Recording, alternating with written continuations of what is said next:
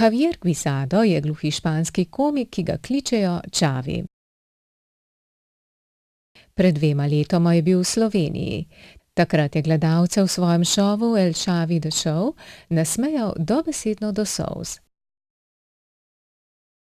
Na enem največjih festivalov kulture gluhih, Glandej, v Ransu v Franciji, je zabaval z improviziranimi nastopi in iz občinstva ponovno izvabil bučen smeh.